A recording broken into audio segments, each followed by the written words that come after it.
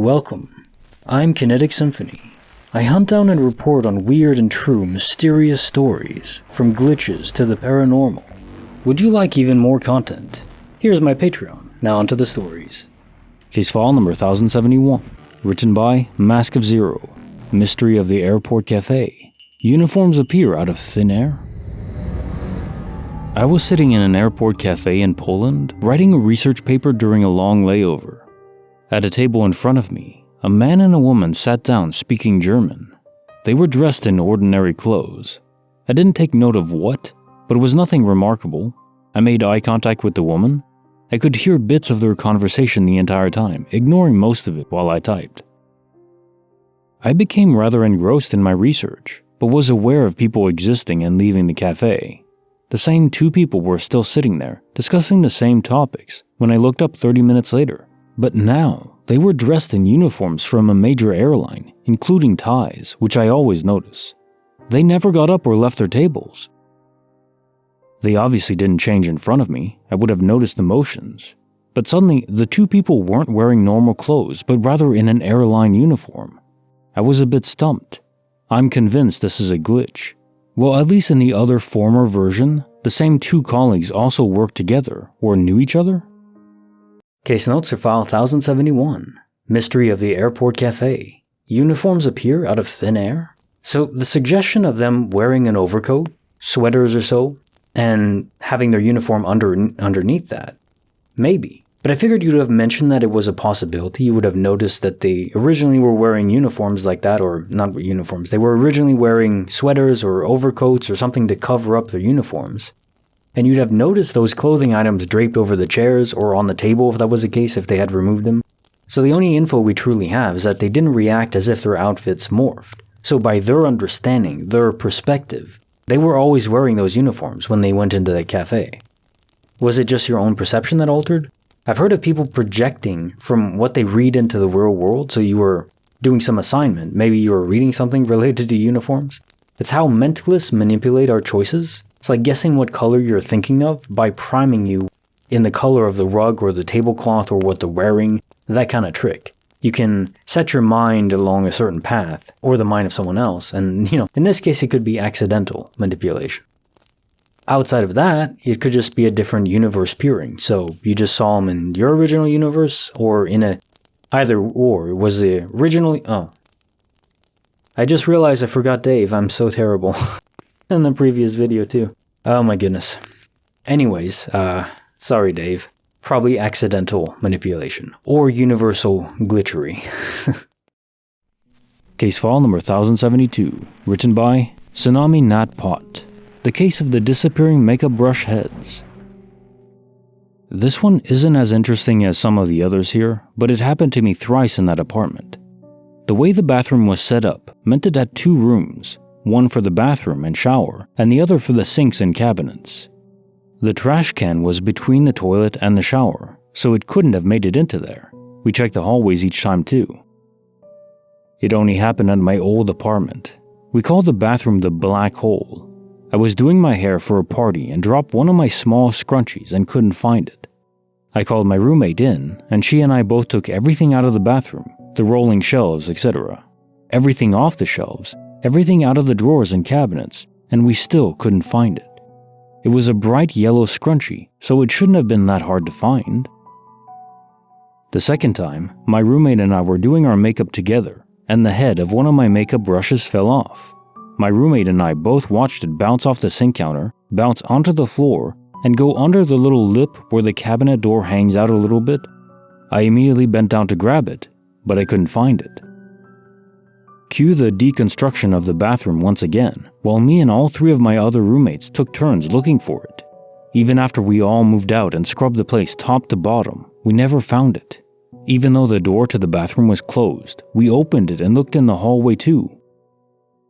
The third time, my roommate was watching me do my makeup again when I lost another brush head. It was literally the same type of brush, just new. Changed brushes since then. Their glue obviously wasn't the best. One of the boyfriends of a roommate helped us this time, too, because he didn't believe us about the last time, and the five of us had no luck either. That apartment complex always had weird juju, But that was the third apartment in that complex I had been in, and nothing like this had ever happened. When we moved out, I had one of my exes and a friend come and help look through my stuff and the bathroom because I was still so confused, and still no luck. Case notes for file 1072. The case of the disappearing makeup brush heads. So as established prior in yesterday's video, we know that ghosts need to groom themselves, or maybe they want to, even though they don't need to. So they detach personal grooming items from our dimensional realm, phase them over there, take care of business, and then when they're done, if they're nice, they return them to us. Maybe. It seems like if it's not ghosts, it's some other dimensional aliens, because the items that are going missing are pretty specific in these cases, for toiletries and so on. It doesn't seem random in the objects selected. Creepy file number 89, written by Affectionate Row 2397. Eerie Apartments, Wax in the Night. I, 21 male, and my girlfriend, 20 female, rented an apartment for a month. The area was secluded, and after dark, everybody would mind their own business. Neighbors would hardly talk to each other, or even be outside in the evening. Our apartment was in a building with 4 floors, and each floor had a single apartment. All the apartments were very compact and built to be rented out to students. The night we moved in, our taps ran out of water, so I went upstairs hoping to borrow some from the people living upstairs. I realized that 2 out of the 4 apartments were vacant and locked. The apartment on the 4th floor was lit from the inside, so I decided to ring the bell, but to my disappointment, nobody answered. Over the next week, we used to hear the sound of someone whacking a rod or some sort of metal on maybe the floor or some other object. This would start late at night after 1:30 a.m. and continue for hours. Initially, we didn't care about it, but after some time it got us intrigued. The sound was clearly from one of the apartments above us, but as I already mentioned, 2 of the 3 were vacant for sure, and the third one seemed to be vacant, but it was lit from inside.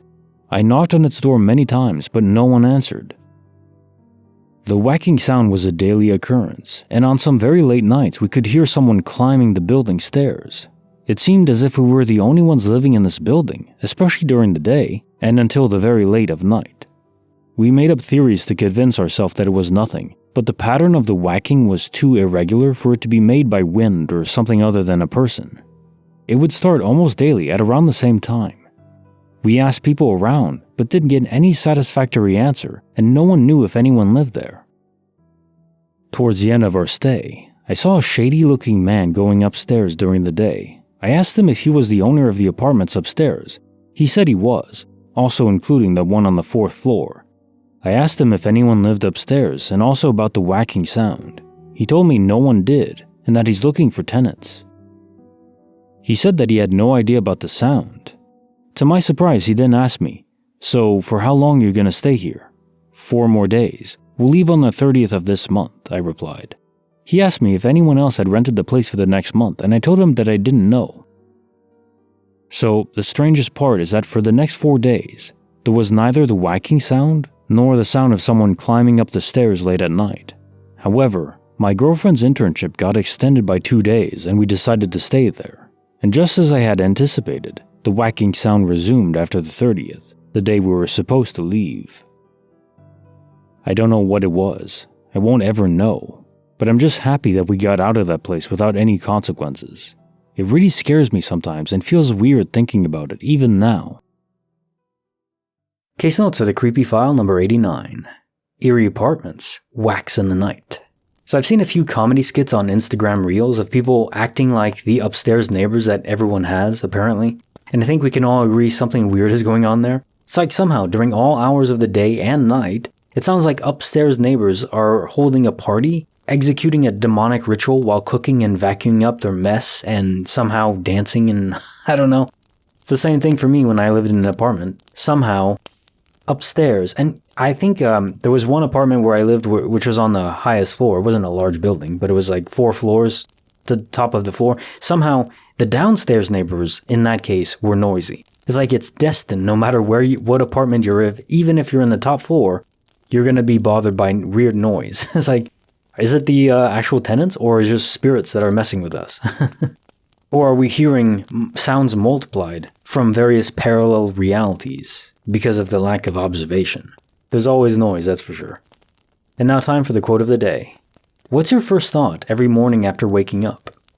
A quote and question, one that never fails to enter my mind. What's for breakfast? Today was pancakes. Maple syrup, pure. Not the pancake syrup nonsense, no. Has to be real maple syrup. Like the video, subscribe, hit the bell. Kinetic Symphony signing off.